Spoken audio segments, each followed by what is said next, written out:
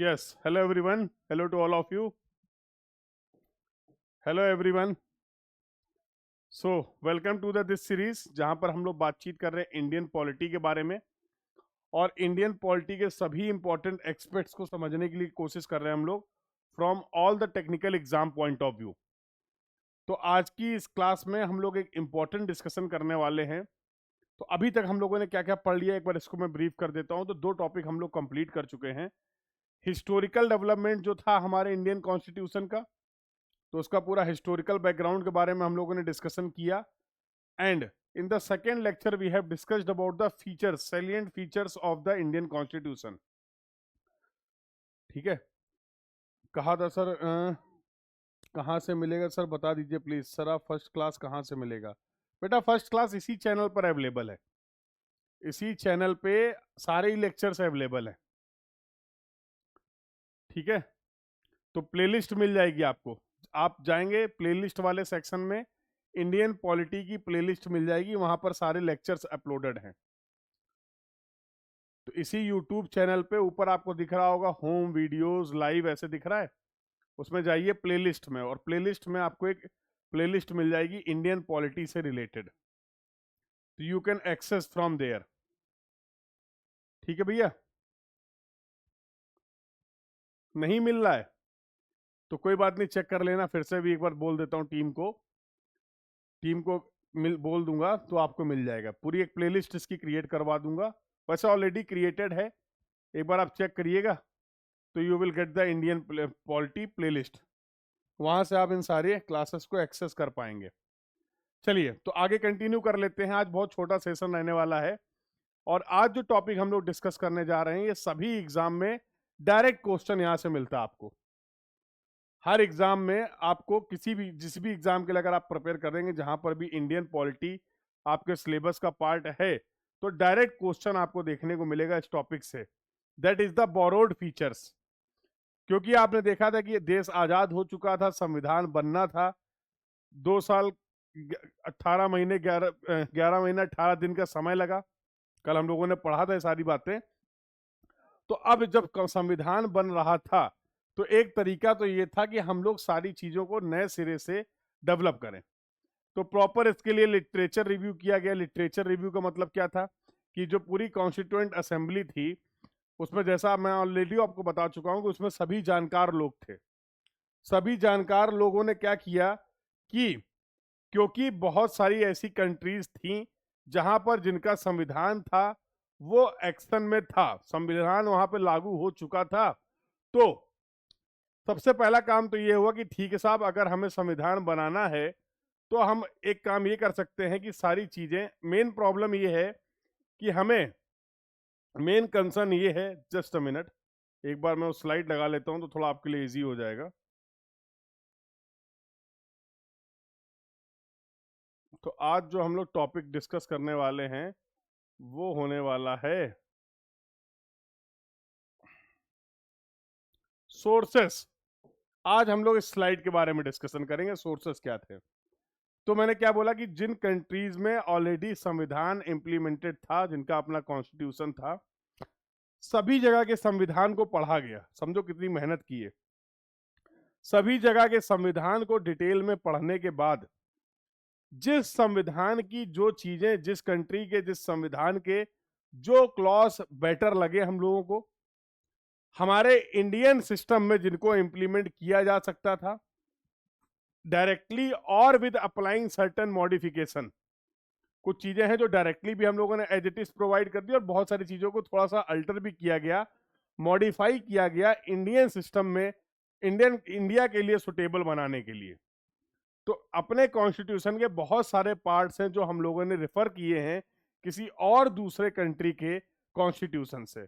Approach यही थी कि देखो अभी हम लोग को क्या है, जो हमारा इंडियन कॉन्स्टिट्यूशन है कि वो बहुत ही ज्यादा सख्त कानून भी नहीं होने चाहिए, जो अब तक आपने पढ़ा है, फीचर्स भी देखे, बहुत ज्यादा फ्लेक्सिबल नहीं होना चाहिए, बहुत ज्यादा रिजिड नहीं होना चाहिए। तो एक्सट्रीमिस्ट वाला कोई कंसेप्ट नहीं है कि सर एक्सट्रीम डिफिकल्ट है, एक्सट्रीम टफ है, या एक्सट्रीम इजी है प्रोविजंस, ऐसा कुछ नहीं है।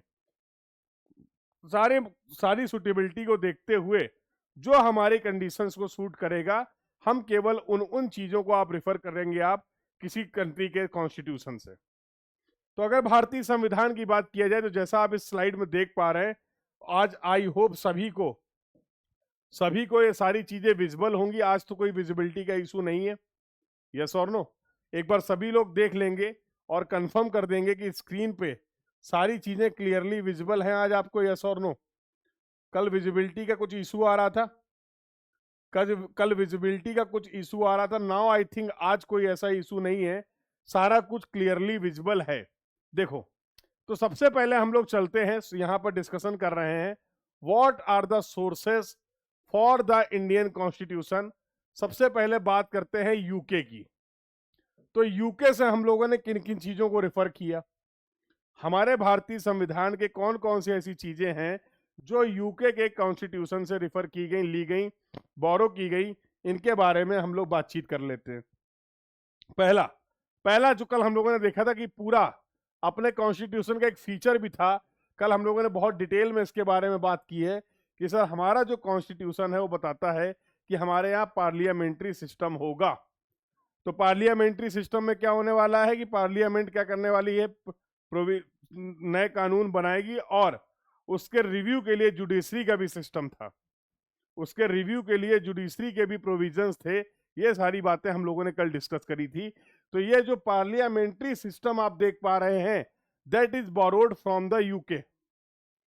मैं डायरेक्टली बता देता हूं, क्वेश्चन आपको डायरेक्टली मिलने वाला है कुछ इस तरीके का कि in Indian constitution the parliamentary system is borrowed from which country. Direct, तो आपको ये फीचर्स ध्यान रखने, इनको बार बार रिवाइज करना है और यहां से डायरेक्ट क्वेश्चन आपको एग्जाम में देखने को मिले हुए हैं और आगे भी मिलेंगे। तो पार्लियामेंट्री सिस्टम की बात हो गई। रूल ऑफ लॉ का जो system, rule of law concept, that is also taken from the United Kingdom. Legislative procedure, पूरा जितने भी लेजिस्लेटिव प्रोसीजर हैं that have been also borrowed from the UK. Clear.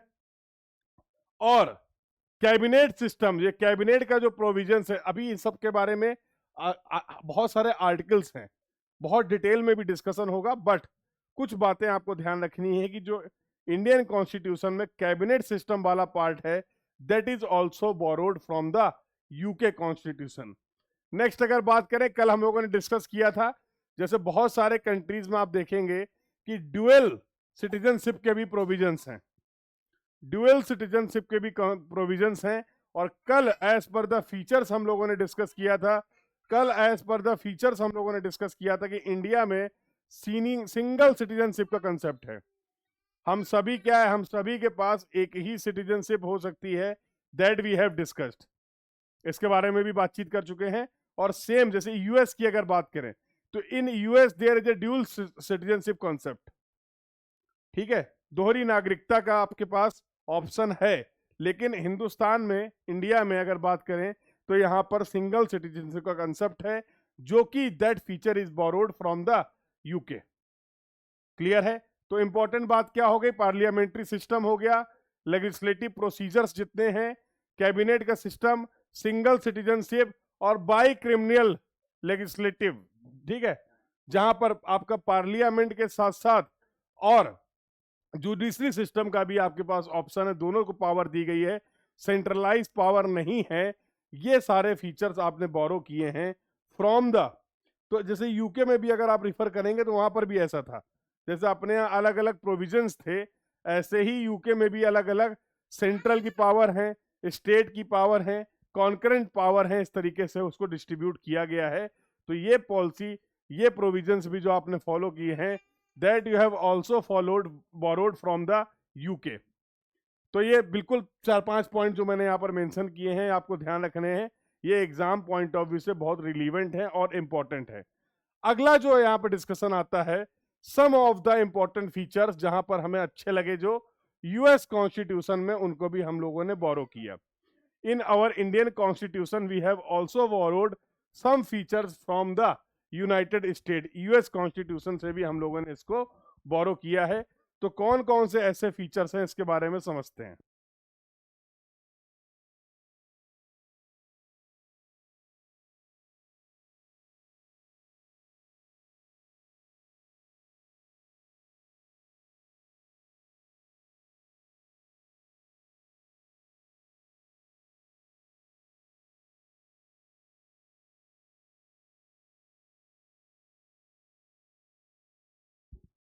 Yes.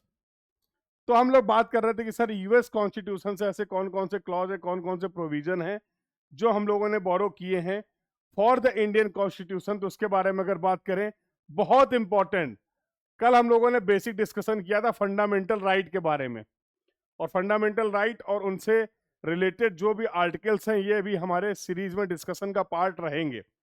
बहुत डिटेल में समझेंगे सारी बातें हम लोग फंडामेंटल राइट के बारे में। तो फंडामेंटल राइट्स के जो हमें कंसेप्ट सबसे अच्छा लगा वो लगा यूएस कॉन्स्टिट्यूशन का। बोले साहब ले आओ, जो चीजें जहां की बढ़िया हैं, बेहतरीन हैं, प्रूवन हैं, उनमें कुछ नई रिसर्च करने की जरूरत नहीं है, उन चीजों को हम एज इट इज ऑप्ट कर लेंगे, जो बढ़िया है वो बढ़िया है। यस और नो। दूसरा अगर बात करें इंडिपेंडेंस ऑफ द जुडिशरी, तो जैसे कल भी मैंने लास्ट क्लास में भी डिस्कस किया था कि जुडिशरी को पूरी तरीके से स्वतंत्र रखा गया है। हमारे कॉन्स्टिट्यूशन का जो नेचर है कि पार्लियामेंट्स के पास पावर है, जैसा कल हम लोगों ने डिस्कस किया, प्रीवियस क्लासेस में डिस्कस किया कि पार्लियामेंट ने अगर कोई एक्ट बना दिया, अगर कोई रूल बना दिया है तो वो डायरेक्टली इंप्लीमेंटेड नहीं होगा, सबसे पहले इसका होगा रिव्यू। अगर कोई ऐसा एक्ट है जो पार्लियामेंट ने बना दिया है वो तभी अप्लीकेबल होगा जब उसका रिव्यू किया जाएगा जुडिशरी की तरफ से। कौन करेगा? सुप्रीम कोर्ट करेगा। और क्योंकि कॉन्स्टिट्यूशन ने सुप्रीम कोर्ट को ये पावर दी है, सुप्रीम कोर्ट को गार्जियन ऑफ द कॉन्स्टिट्यूशन बोला है कि आप ये देखते रहिएगा, आप ये इंश्योर करेंगे कि जो भी लॉ, जो भी एक्ट पास हो रहे हैं, इंप्लीमेंट किए जा रहे हैं, क्या वो उनका जो अलाइनमेंट है, उनकी जो भावनाएं हैं, वो भारतीय संविधान की भावनाओं से अलाइंड है या नहीं है। ठीक है, तो ये काम की रिस्पॉन्सिबिलिटी जो है, जुडिशियल रिव्यू वाला जो कंसेप्ट है, इसके लिए इंडिपेंडेंट जुडिशरी का होना बहुत जरूरी है, जो आप देख पाते हैं भारतीय संविधान में भी। और ये कहां से रेफर किया गया है? That have been taken from the United States. और कौन सा इंपॉर्टेंट प्रोविजन है? तो देखो, इंडिपेंडेंट जुडिशरी रिव्यू, दोनों पॉइंट मैंने आपको बता दिए। इम्पीचमेंट ऑफ द प्रेसिडेंट, हाँ, इम्पीचमेंट ऑफ प्रेसिडेंट के जो भी क्लॉज हैं, इम्पीचमेंट ऑफ प्रेसिडेंट के जो भी कंडीशंस हैं, वो सभी आपने रिफर किए हैं। अगेन मैं फिर से स्टूडेंट्स को क्लियर कर देता हूं, हमारे संविधान में इन सभी टाइटल से, इन सभी चीजों से रिलेटेड बहुत डिटेल में सारी चीजें एक्सप्लेन्ड हैं, जो कि हम लोग आर्टिकल बाय आर्टिकल आने वाले सीरीज में भी डिस्कस करने वाले हैं। अभी मैं हर पॉइंट के बारे में थोड़ा थोड़ा आपको बता देता हूं। तो राष्ट्रपति के इम्पीचमेंट से रिलेटेड जितने भी प्रोविजंस हैं, जो भी कार्रवाई है, जो भी प्रक्रिया है, जो भी कंडीशंस हैं, that we have referred from the US constitution. Removal of the जजेस, जुडिशरी सिस्टम में जजेस को अगर रिमूव करना है, किन कंडीशंस पे, किन प्रोविजन से, और क्या उसका प्रोसेस होगा, यस, ये सारी चीजें हम लोगों ने फॉलो की हैं यूनाइटेड स्टेट्स से। वाइस प्रेसिडेंट और राज्यसभा के चेयरमैन, ये दो इंपॉर्टेंट पोस्ट है जो आपको ध्यान रखनी है। वाइस प्रेसिडेंट से रिलेटेड पूरी इंफॉर्मेशन, और राज्यसभा से रिलेटेड, राज्यसभा के चेयरमैन से रिलेटेड जो पूरा डिटेल्ड होगा, वो हम लोगों ने फॉलो किया है यूएस स्टेट का। तो क्विकली एक बार देख लेते हैं। यूके की अगर बात करें तो parliamentary system, legislative procedure, cabinet system, single citizenship और बड़े क्रिमिनल लेजिस्लेचर। यूएस की अगर बात करें, फंडामेंटल राइट, जुडिशरी का इंडिपेंडेंट होना बहुत जरूरी है, जुडिशियल रिव्यू के कंसेप्ट के बारे में हम लोगों ने बात करी है, रिमूवल ऑफ द जजेस, impeachment of the president and vice president and Rajya Sabha chairman. ये सारे प्रोविजंस जो हम लोगों ने फॉलो किए हैं, जो कंसेप्ट हम लोगों ने लिए हैं, that we have taken from the US constitution. Clear है भाई? तो आई होप ये बात भी आपको क्लियर है। अगला जो आपका, अगर मैं बोरोड फीचर की बात करूं, तो that is from the Ireland. अब आयरलैंड देखो, डीपीएसपी बहुत इंपॉर्टेंट है। डीपीएसपी अगला डिस्कशन इसी पे होना है। तो फंडामेंटल राइट्स क्या होते हैं, डीपीएसपी क्या होता है, इसके बारे में समझेंगे। डीपीएसपी से कहने से मतलब है मेरा directive principles of the state policy. देखो, directive principle of state policy में क्या क्या चीजें कवर की गई हैं, इसके बारे में अगर मैं बिल्कुल ब्रीफ में बताऊं कि देश में जो सोशल और इकोनॉमिकल बैलेंस है वो हमेशा बना रहना चाहिए। देश में, भारत में, सोसाइटी में सोशल और इकोनॉमिकल बैलेंस जो है उसको मेंटेन करने के लिए। तो अंबेडकर साहब का ये बहुत फेवरेट टॉपिक है। तो अंबेडकर साहब ने डीपीएसपी के लिए क्या क्या प्रोविजंस दिए हैं, और ये जो कंसेप्ट डीपीएसपी का है, directive principles of the state policy, policy को फॉर्म करने के लिए बेसिक डायरेक्टिव प्रिंसिपल क्या है, ये हम लोगों ने रेफर किया है from the Ireland.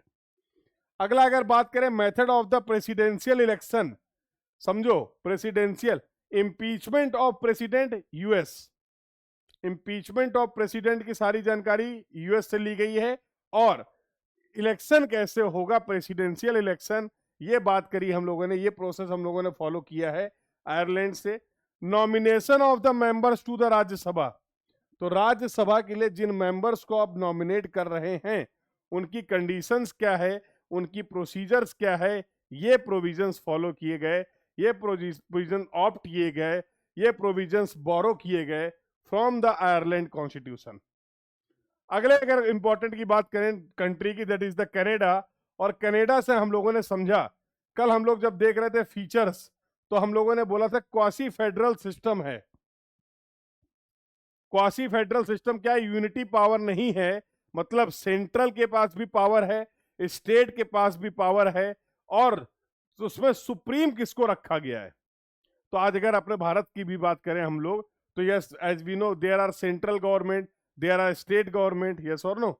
Central government का भी कंसेप्ट है, स्टेट गवर्नमेंट का भी कंसेप्ट है, लेकिन अगर आप देखोगे थोड़ा सा हायर साइड में पावर पोजीशन जलवा ज्यादा किसका है, सेंटर का कि स्टेट का? बोलो भाई। सेंटर क्या अगर बात करें, कंपेयर करें स्टेट गवर्नमेंट के कंपैरिजन में, तो हमेशा आप देखेंगे कि on the higher edge, on the higher side edge compare to the state, yes और नो। तो सेम कंसेप्ट यूज किया गया कनाडा में, कनाडा से आपने यूज किया federal system with strong centre. तो सेंट्रल गवर्नमेंट दोनों का मिला जुला रोल रहेगा, और लेकिन उन दोनों में भी सेंट्रल की पोजीशन थोड़ा सा हायर साइड रहेगी। ठीक है साहब। Distribution of the power between the centre and state, इसमें कोई कॉन्फ्लिक्ट ना हो, तो सेंट्रल और स्टेट की पावर का जो डिस्ट्रीब्यूशन है, that we have referred from the Canada. Residual power with the centre, कौन सी ऐसी पावर है जिसका सेंट्रल ने अपने पास पूरा कंट्रोल रखा है, वो कौन कौन से पावर है, वो कौन कौन से क्षेत्र हैं, वो कौन कौन सी फील्ड है, वो यहां से हम लोगों ने फॉलो किया। And the most important, appointment of the governor bye centre. तो आज भी आप देखेंगे हर राज्य सरकार में एक गवर्नर का कंसेप्ट है, और वो governor will be appointed from the central government. ठीक है। तो पूरे राज्य की अगर बात करें, जिम्मेदारी के लिए गवर्नर आप अपॉइंट कर रहे हैं, और गवर्नर को अपॉइंट करने की रिस्पॉन्सिबिलिटी क्या है, गवर्नर को किसी तरफ से अपॉइंट किया जा रहा है, सेंटर की तरफ से। तो that have been taken from the Canada. Clear है। और ये सारे फीचर्स आज आपको इंडियन कॉन्स्टिट्यूशन में दिखते हैं। एक एक करके हम लोगों ने जितने भी फीचर्स की बात की है, ये सारे फीचर्स एक एक करके भारतीय संविधान में आपको देखने को मिलते हैं, जिनके बारे में आने वाले समय में हम लोग और डिटेल में थोड़ी बातचीत कर रहे होंगे। ऑस्ट्रेलिया से भी साफ कुछ बातें ले ली गई, जैसे कॉन्करेंट लिस्ट। तो एक तो है सेंटर लिस्ट, स्टेट लिस्ट, और दूसरा है कॉन्करेंट। वो मुद्दे जहां पर राज्य और केंद्र सरकार दोनों मिलकर डील करने वाले हैं, दोनों की रिस्पॉन्सिबिलिटी है। जैसे कल आपने देखा था एजुकेशन से रिलेटेड पॉलिसी जो थी, यस। तो ये सारी चीजें आपको कॉन्करेंट लिस्ट का जो कंसेप्ट है, that have been taken from the Australia. Joint sitting of the parliament, parliament में जो ज्वाइंट सिटिंग का कंसेप्ट है, that have been taken from the Australia. Freedom of the trade and commerce, तो ये already कई exam में पूछा जा चुका है। ट्रेड और कॉमर्स से रिलेटेड जो फ्रीडम आपके प्रोविजंस हैं, that have been taken from the Australia, ये इंपॉर्टेंट है। ठीक है। तो ट्रेड एंड कॉमर्स का जो फीचर है, ट्रेड एंड कॉमर्स का जो आर्टिकल है, ये किस कंट्री के संविधान से बोरो किए गए हैं, that have been borrowed from the Australia. Australia के कॉन्स्टिट्यूशन से ये चीजें बोरो की गई हैं, रेफर की गई हैं। और लास्ट में आता है बेटा Germany and south Africa. Sir Germany और साउथ अफ्रीका से भी कुछ चीजें हम लोगों ने समझी है क्या? बिल्कुल। जर्मनी से एक मेन चीज आपने समझी, जर्मनी से एक मेन फीचर आपने बोरो किया, suspension of the fundamental rights during the emergency.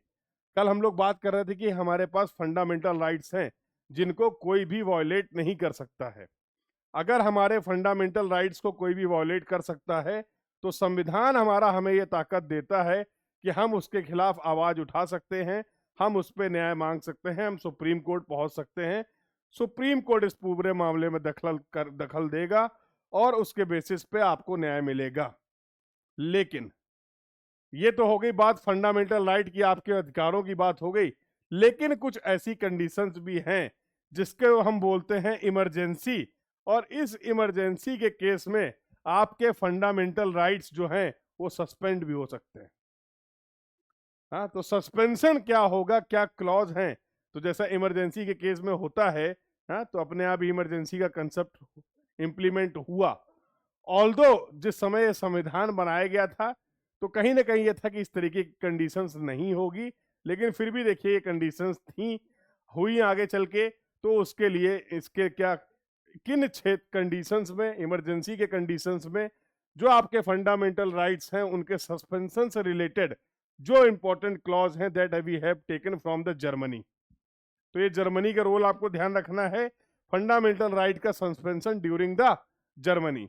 South Africa से हम लोगों ने क्या रेफर किया है कि amendment procedure and election of the Rajya Sabha member, क्योंकि समय समय पर हमें संविधान को बदलने की जरूरत है, उनमें कुछ चेंजेस करने की जरूरत है, कुछ नई चीजों को इनकॉर्पोरेट करने की जरूरत है। तो अमेंडमेंट का कंसेप्ट क्या है, अमेंडमेंट के प्रोसीजर क्या है, और ही उसके साथ साथ जो आपके राज्यसभा के मेंबर हैं, राज्यसभा के मेंबर का इलेक्शन का क्या तरीका होने वाला है, क्या प्रोविजंस होने वाला है, ये भी बहुत इंपॉर्टेंट है जो हम लोगों ने रेफर किया है फ्रॉम द साउथ अफ्रीका। तो अगर मैं आपको एग्जाम पॉइंट ऑफ व्यू से बोलूं तो यहां से टोटल कितने तरीके के क्वेश्चंस बन सकते हैं ये समझ लो भैया। तो किसी भी अगर एग्जाम के लिए आप प्रिपेयर कर रहे हैं जहां पर ये पार्ट आपके सिलेबस का पार्ट है, तो 1 2 3 4 5 6 7 8 9 10 11 12 13 14 15 16 17 18 19 20 21 22 23 24, लगभग 24 अप्रॉक्स 24 क्वेश्चन हैं जो डायरेक्टली आपको इस टॉपिक से देखने को मिल सकते हैं। ठीक है, तो इनमें से जितने भी पॉइंट मैंने इसीलिए पिन पॉइंटेड करके लिखे ताकि आपको रिवीजन भी इजीली आप कर पाएं और ये ध्यान भी रख पाएं। तो यहां से डायरेक्ट क्वेश्चन आपको डायरेक्टली देखने को मिलेगा कि this feature has been borrowed from which country. Clear है? तो आई होप ये सारे कंसेप्ट आपको क्लियर हैं, और इसी सीरीज में हम लोग आगे अभी इन सभी प्रोविजंस पे, इन सभी आर्टिकल से रिलेटेड सभी आर्टिकल्स में बहुत डिटेल पे बात करने वाले हैं, इनको और डिटेल में भी समझेंगे। तो लगातार इस सीरीज को फॉलो करते रहिए और आप अपने एग्जाम्स की प्रिपरेशन को इम्प्रूव करते रहिए। तो इसी के साथ आज की इस क्लास का डिस्कशन मैं कंप्लीट करता हूं। आई होप आप सभी लोगों को क्लियर है। कहीं पे भी अगर किसी को कोई डाउट है, कोई क्वेरी है या कोई सजेशन है, या तो आप सभी लोग कमेंट जरूर करिएगा। और अगर सारी चीज़ें क्लियर हैं, समझ में आ रही हैं बेहतरीन तरीके से, ये सारा कंटेंट आपकी प्रिपरेशन के लिए यूजफुल हो रहा है, इम्प्रूव कर रहा है, तो सेशन को लाइक शेयर जरूर करिए और कमेंट में अपना रिस्पॉन्स, अपना फीडबैक जरूर बताइए। तो this was all about for this session. Thank you everyone, keep learning. Thank you.